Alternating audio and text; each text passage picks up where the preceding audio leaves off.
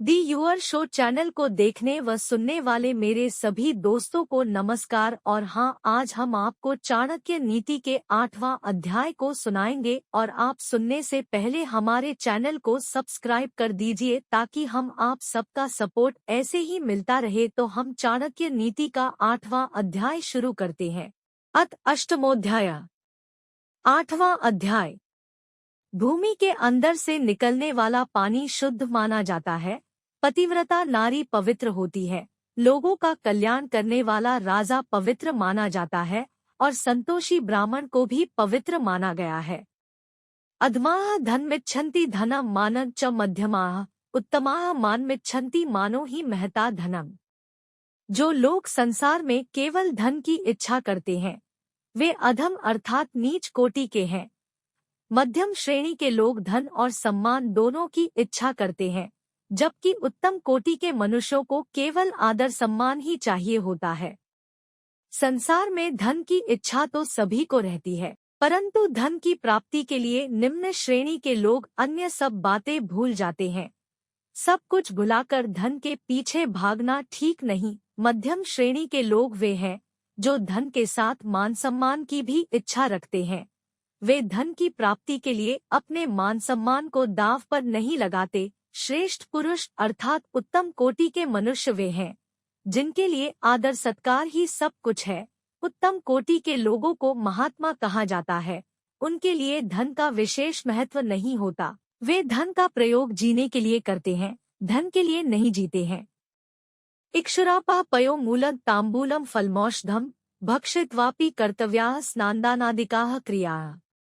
गन्ना, पानी, दूध, कंदमूल, फल, पान तथा दवाइयों का सेवन करने के बाद भी स्नान आदि और धर्म कार्य किए जा सकते हैं। सामान्य भारतीयों में यह धारणा पाई जाती है कि स्नान ध्यान आदि करने के बाद ही फल और औषधि आदि का सेवन करना चाहिए, परंतु चाणक्य कहते हैं कि बीमारी की अवस्था में दूध, जल, कंदमूल, फल और दवाई आदि का सेवन किया जा सकता है। इसमें कोई पाप नहीं। उसके बाद स्नान आदि करके पूजा पाठ और धार्मिक कार्य करना अनुचित नहीं है। दीपो भक्षयते ध्वांतं कज्जलं च प्रसूयते यदन्नं भक्ष्य नित्यं जायते तादृशी प्रजा।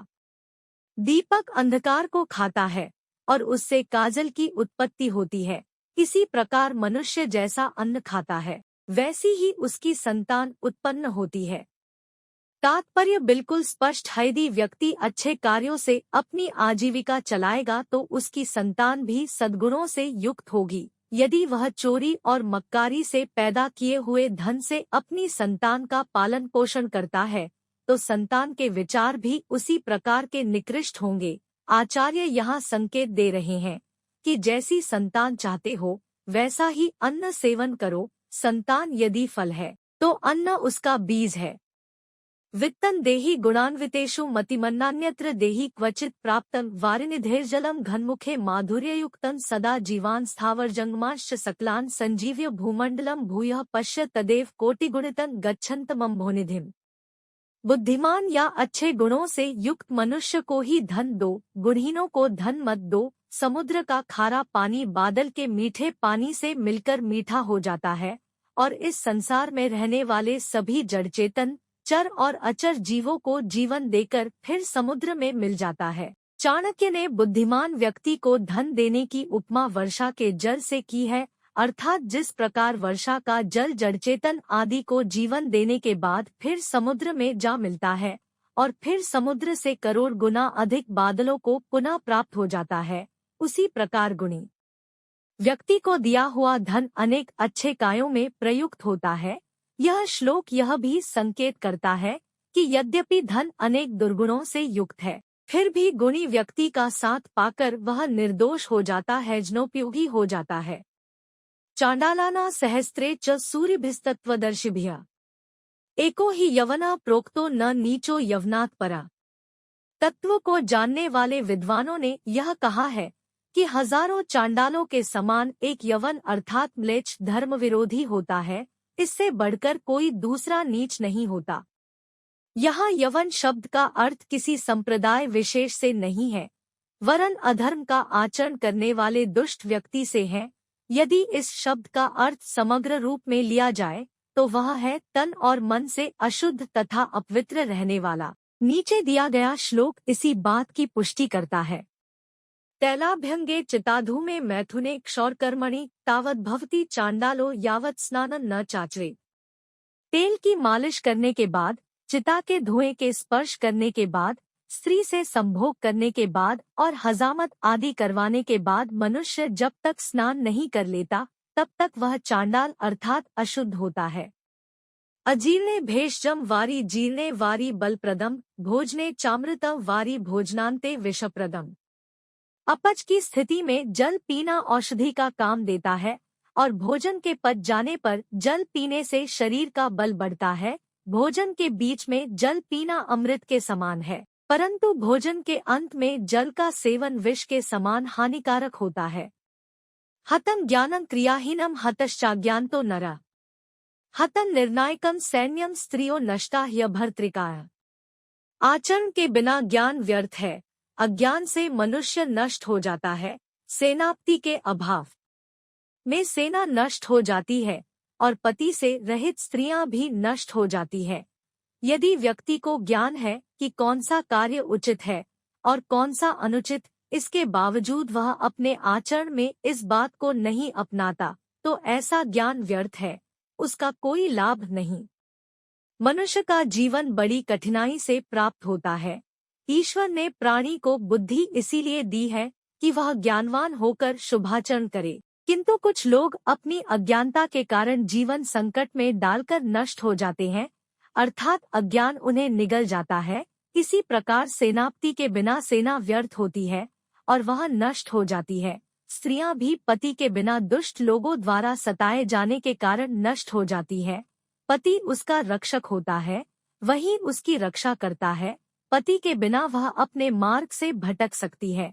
इस संदर्भ में आज स्त्रियों की स्थिति में बहुत अंतर आया है। शिक्षा इसका प्रमुख कारण है। वृद्धकाले मृता भार्या बंधुहस्ते गतम धनम भोजनम च पराधीनं तिस्रा पुंसा विडम्बना। वृद्धावस्था में पत्नी का देहांत हो जाना, धन अथवा संपत्ति का भाई बंधुओं के हाथ में चले जाना और भोजन के लिए दूसरों पर आश्रित रहना, यह तीनों बातें मनुष्य के लिए मृत्यु समान दुखदायी है। दुख जीवन का एक महत्वपूर्ण हिस्सा है, लेकिन वृद्धावस्था में यदि कोई पुरुष अपनी पत्नी को खो दे तो वह दारुण स्थिति है। जीवन साथी की जीवन में दो भूमिकाएं हैं, भोग और सहयोग। वृद्धावस्था में एक दूसरे के सहयोग की अपेक्षा होती है। परंपरा के अनुसार पति अक्सर पत्नी से 5 से 7 वर्ष बड़ा होता था। वृद्धावस्था में इस अंतर का अत्यंत महत्व है। जब पूरे परिवार की अपनी दुनिया हो, वृद्ध एक तरह से निरर्थक हो चुके हों, बूढ़े दंपति ही एक दूसरे के लिए सार्थक हो, ऐसे में एक का, विशेषकर पत्नी का चले जाना पति के लिए मृत्यु के समान है। आचार्य ने एक महत्वपूर्ण समस्या की ओर मानो इस श्लोकान से संकेत किया है। पुरुष के बिना स्त्री अपना समय काट लेती है। सोचिए, पराधीन कौन है? नाग्निहोत्रं विना वेदा न च दानं विना क्रिया न भावेन विना सिद्धिस्माद्भावो ही कारणम्। अग्निहोत्र आदि कर्मों के बिना वेदों का अध्ययन व्यर्थ है तथा दान दक्षिणा के बिना यज्ञ आदि कर्म निष्फल होते हैं। श्रद्धा और भक्ति के बिना किसी भी कार्य में सफलता प्राप्त नहीं होती, अर्थात मनुष्य की भावना ही उसके विचार, उसकी सब सिद्धियों और सफलता का कारण मानी गई है। काष्ठपाषाण धातुना कृत्वा भावेन सेवन श्रद्धया च तया सिद्धस्तस्य विष्णुः प्रसीति। लकड़ी, पत्थर अथवा धातु की मूर्ति में प्रभु की भावना और श्रद्धा रखकर उसकी पूजा की जाएगी तो सिद्धि अवश्य प्राप्त होती है। प्रभु इस भक्त पर अवश्य प्रसन्न होते हैं। लकड़ी, पत्थर अथवा धातु की मूर्तियों से व्यक्ति को सिद्धि प्राप्त नहीं होती। सिद्धि प्राप्त होती है तपस्या और भावना से, अर्थात मनुष्य उनके प्रति जैसी भावना रखता है और श्रद्धा पूर्वक सेवा करता है, व्यक्ति को वैसी सिद्धि ही प्राप्ति होती है। उसी भक्त पर विष्णु तथा परमेश्वर प्रसन्न होते हैं। जाकी रही भावना जैसी प्रभु मूरत देखी तिन तैसी, अर्थात पूजा में भावना ही प्रधान है। जैसी भावना वैसा फल। न देवो विद्यते काष्ठे न पाषाणे न मृण्मये। भावे ही विद्यते देवस्तस्माद् भावो ही कारणम। देवता अथवा परमेश्वर काठ अथवा पत्थर की मूर्ति में नहीं है, परमेश्वर तो मनुष्य की भावना में विद्यमान रहते हैं, अर्थात जहाँ मनुष्य भावना द्वारा उसकी पूजा करता है वहीं वे प्रकट होते हैं। शांतितुल्यं तपो नास्ति न संतोषात् परं सुखम न तृष्णायाः परो व्याधिन च धर्मो दयापरा। शांति से बढ़कर कोई तप नहीं, संतोष से बढ़कर कोई सुख नहीं, तृष्णा अथवा चाह से बढ़कर कोई रोग नहीं, दयालुता से बढ़कर कोई धर्म नहीं। शांत रहने के लिए व्यक्ति को अपनी कामनाओं और इंद्रियों पर नियंत्रण रखना होता है, इसीलिए यह तप है। जो व्यक्ति हर समय भागता दौड़ता रहता है और की कामना करता रहता है, उसे सुख नहीं मिल सकता। मनुष्य की तृष्णा उस रोग की तरह है जिसमें भूख कभी शांत नहीं होती। दया को आचार्य ने सर्वश्रेष्ठ धर्म माना है। दया का अर्थ है संवेदना का विकास, इसमें अन्यता भाव समाप्त हो जाता है। क्रोधो वैवस्वतो राजा तृष्णा वैतरणी नदी, विद्या कामदुधा धेनुआ संतोषो नंदन वनम। क्रोध यमराज के समान है, तृष्णा वैतरणी है, विद्या कामधेनु है और संतोष नंदन वन अर्थात इंद्र के उद्यान के समान है। क्रोध यमराज के समान मृत्युदाता है। मनुष्य की इच्छाएं वैतरणी नदी के समान है जिनका पार नहीं पाया जा सकता। विद्या को सब कामनाओं को पूर्ण करने वाली कामधेनु बताया गया है। आता विद्वान सरलता पूर्वक धन और मान सम्मान दोनों को अर्जित कर सकता है। मनुष्य के जीवन में संतोष को इंद्र की वाटिका के समान अत्यंत सुख देने वाला माना गया है। इसलिए व्यक्ति को चाहिए कि जीवन में सुखी रहने के लिए विद्या का संग्रह करे और अपना समय संतोष के साथ बिताए। गुणो भूष्यते रूपम शीलम भूष्यते कुलम सिद्धिर्भूष्यते विद्या भोगो भूष्यते धनम। गुणों से मनुष्य के सौंदर्य की वृद्धि होती है, शील से कुल की शोभा होती है, कार्यों में सफलता से विद्या शोभित होती है और धन के सही उपभोग से धन की शोभा बढ़ती है। मनुष्य की देह यदि सुंदर है लेकिन उसमें गुणों का अभाव है तो वह सौंदर्य किसी काम का नहीं। अच्छे आचरण के कारण ही कुल की शोभा होती है। यदि उच्च कुल में उत्पन्न हुआ व्यक्ति नीच आचरण करता है तो उसका कुल बदनाम होता है और ऐसी विद्या की भी कोई शोभा नहीं होती जिससे मनुष्य किसी कार्य को सिद्ध न कर सके, अर्थात मनुष्य को अपने कार्यों में सिद्धि विद्या के कारण ही प्राप्त होती है। ऐसी विद्या का कोई लाभ नहीं जिससे कोई भी कार्य न लिया जाए। धन के उपभोग का अर्थ है कि धन को अच्छे कार्यों में लगाया जाए। धन की शोभा तभी है जब उसका ठीक से उपयोग किया जाए, उसे अच्छे कार्यों में लगाया जाए। निर्गुणस्य हतं रूपं दुःशीलस्य हतं कुलम असिद्धस्य हता विद्या अभोगेन हतं धनम। गुणहीन मनुष्यों का सुंदर अथवा रूपवान होना व्यर्थ होता है। जिस व्यक्ति का आचरण शील से युक्त नहीं, उसकी कुल में निंदा होती है। जिस व्यक्ति में किसी कार्य को सिद्ध करने की शक्ति नहीं, ऐसे बुद्धिहीन व्यक्ति की विद्या व्यर्थ है और जिस धन का उपभोग नहीं किया जाता वह धन भी व्यर्थ है। शुचिर्भूमिक्ता तोयं शुद्धा नारी पतिव्रता शुचिया क्षेम करो राजा संतोषी ब्राह्मणः शुचिया। भूमि के अंदर से निकलने वाला पानी शुद्ध माना जाता है। पतिव्रता नारी पवित्र होती है। लोगों का कल्याण करने वाला राजा पवित्र माना जाता है और संतोषी ब्राह्मण को भी पवित्र माना गया है। चाणक्य का कथन है कि भूमि के नीचे से प्राप्त होने वाला जल शुद्ध माना जाता है। पति के प्रति समर्पित नारी शुद्ध और पवित्र मानी जाती है। जो राजा अपनी प्रजा के कल्याण में लगा रहता है, जो सरकार अपनी जनता का कल्याण करती है, भ्रष्टाचार में नहीं पड़ती, उसे शुद्ध और पवित्र माना जाता है। उसी प्रकार जो ब्राह्मण संतुष्ट रहता है, अर्थात जिसमें धन की लालसा नहीं है, वही पवित्र है। असंतुष्टा द्विजा नष्टाः संतुष्टाश्च महीभृता सलज्जा गणिका नष्टा निर्लज्जाश्च कुलांगना। संतोष रहित ब्राह्मण, संतुष्ट होने वाला राजा, शर्म करने वाली वेश्या और लज्जाहीन कुलीन स्त्रियां नष्ट हो जाती है। असंतुष्ट रहने वाला ब्राह्मण अपने कर्म से भ्रष्ट हो जाता है, वह अपना कर्तव्य भूल जाता है, समाज में उसकी प्रतिष्ठा क्षीण होती है। इसी प्रकार जो राजा अपनी थोड़ी सी सफलता से संतोष कर लेता है, उसमें महत्वाकांक्षाएं कम हो जाती हैं। वह अपना राज्य का विस्तार न करने के कारण शक्तिहीन होकर नष्ट हो जाता है। वेश्याओं का कार्य लोगों को संतुष्ट करना है। वह बाजार में बैठकर भी यदि संकोच और लज्जा करती रहेगी तो वह भूखी मर जाएगी। इसी प्रकार यदि अच्छे घर की औरतें लज्जा को त्याग देती हैं, तो वे भी नष्ट हो जाती है। इस श्लोक से स्पष्ट होता है, कोई एक कार्य किसी के लिए हितकर है तो किसी को हानि पहुंचाने वाला होता है। कर्तव्य का निर्णय संदर्भ के अनुसार होता है, उसकी कोई निश्चित गाइडलाइन नहीं है। किं कुलेन विशालेन विद्याहीनेन देहिनाम दुष्कुलीनोपि विद्वांश्च देवैर्पि सुपूजते। यदि कुल विद्याहीन है तो उसके विशाल और बड़े होने से कोई लाभ नहीं। यदि बुरे कुल में उत्पन्न हुआ व्यक्ति विद्वान है तो देवता लोग भी उसकी पूजा करते हैं। विद्यारहित बड़े कुल में उत्पन्न होने से कोई लाभ नहीं, क्योंकि व्यक्ति का सम्मान बड़े कुल में उत्पन्न होने से नहीं होता, बल्कि विद्वान होने और अच्छे गुणों के कारण होता है। इस प्रकार चाणक्य केवल वंश को महत्व नहीं, वे व्यक्ति के विद्वान होने को अधिक महत्व देते हैं। उनका कहना है कि यदि नीच कुल में उत्पन्न हुआ व्यक्ति भी विद्या आदि गुणों से युक्त है तो सभी लोग उसका सम्मान करते हैं। रावण उच्च कुल में उत्पन्न हुआ, लेकिन दुर्गुणों के कारण प्रत्येक वर्ष जलाया जाता है। विद्वान प्रशस्यते लोके विद्वान गच्छति गौरवम विद्यया लभते सर्वम विद्या सर्वत्र पूज्यते।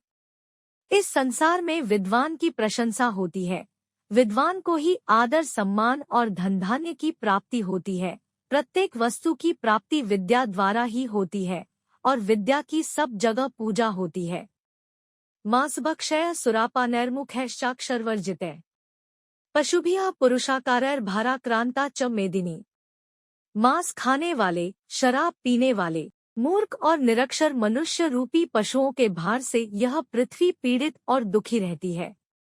मांस खाने वाले और शराब पीने वाले व्यक्ति यह सोच भी नहीं पाते कि कौन सी वस्तु खाने के योग्य है और कौन सी नहीं। इस प्रकार मूर्ख और निरक्षर व्यक्ति रूपरंग में तो मनुष्य के समान होते हैं, परंतु वह पशु के समान इस पृथ्वी का भार है, अर्थात उनसे इस संसार का कोई उपकार नहीं होता। ऐसे लोगों को पशु कहना पशुओं का अपमान है। अन्नहीनो दहेद राष्ट्र मंत्रहीनश्च ऋत्विज यजमानम दानहीनो नास्ति यज्ञस्मो रिपुआ। जो देश को अन्नहीन करता हो, जिसमें मंत्रों को न जानने वाले ऋत्विज हो, जिसके यजमान दान भावना से रहित हो, ऐसा यज्ञ शत्रु समान है। आचार्य के अनुसार यज्ञ जहाँ मनुष्य के लिए अनेक प्रकार से लाभकारी है, वहीं यदि यज्ञ ठीक प्रकार से संपन्न न किया जाए तो उससे बहुत बड़ी हानि भी होती है। यज्ञ से वर्षा होती है और राष्ट्र में अन्न और धन धान्य की वृद्धि होती है। यह यज्ञ का प्रत्यक्ष फल है। ऋत्विज अर्थात यज्ञ कराने वाले आचार्यों को मंत्रज्ञ होना चाहिए। इसी प्रकार यज्ञकता अर्थात यजमान का हृदय भी विशाल होना चाहिए। उसकी आचार्यों के प्रति निष्ठा और श्रद्धा होगी, तभी वह उन्हें धन धान्य आदि देकर प्रसन्न करेगा। आचार्य यज्ञ की सार्थकता के लिए ऋत्विज और यजमान के योग्य होने की ओर संकेत कर रहे हैं। अध्याय का सार। चाणक्य ने इस अध्याय में शरीर की दृष्टि से एक समान दिखने वाले मनुष्यों का गुणों और प्रवृत्ति के अनुसार विभाजन किया है। स्वभाव और प्रवृत्ति ही व्यक्ति को उत्तम, मध्यम और निम्न बनाती है। निम्न श्रेणी के लोग जैसे तैसे धन इकट्ठा करना चाहते हैं। वे ऐसे उपायों से भी धन प्राप्त करना चाहते हैं जिनसे उनका अपमान होता है। उन्हें मान अपमान की कोई चिंता नहीं होती। मध्यम श्रेणी के लोग मान सम्मान के साथ साथ धन इकट्ठा करना चाहते हैं, परंतु उत्तम श्रेणी के लोग केवल मान सम्मान को ही महत्व देते हैं। धन उनके लिए गौण होता है, मुख्य नहीं। चाणक्य कहते हैं कि व्यक्ति जिस प्रकार का भोजन करता है, जैसा अन्न खाता है, उसकी संतान भी वैसी ही होती है। यह संकेत है कि भोजन केवल स्वाद या पेट भरने की दृष्टि से ही महत्वपूर्ण नहीं है, यह मानव जाति के भविष्य को भी निर्धारित करता है। चाणक्य ने 3 बातें मृत्यु के समान कष्ट देने वाली बताई हैं। वृद्धावस्था में मनुष्य की पत्नी की मृत्यु होना, धन संपत्ति का दूसरों के हाथों में जाना और खानपान के लिए दूसरों पर आश्रित रहना, इनमें से दो का अनुभव तो किसी भी अवस्था के व्यक्ति को हो सकता है, लेकिन एक का संबंध विशेष अवस्था से है। इस ओर संकेत करके आचार्य ने जीवन के कटु सत्य को उजागर किया है। इससे उस अवस्था में पुरुष की निरीहता भी प्रकट होती है। चाणक्य ने व्यक्ति के विचारों और उसकी भावना को अधिक महत्वपूर्ण बताया है। उन्होंने कहा है कि लकड़ी, पत्थर और धातु की मूर्तियों की यदि शुद्ध भावना और श्रद्धा से पूजा की जाए तो सब कार्य पूर्ण हो जाते हैं। इन मूर्तियों में भगवान का वास उस रूप में नहीं होता जैसा कि लोग मानते हैं। मनुष्य की उच्च भावनाएं अथवा विचार ही मूर्ति को माध्यम बनाकर पूजक का कल्याण करते हैं। अगर हमारे चैनल को आपने अभी तक सब्सक्राइब नहीं किया है तो आप channel the your show channel को सब्सक्राइब कर दीजिए ताकि हम ऐसे ही आप तक अच्छे कंटेंट पहुंचाते रहेंगे।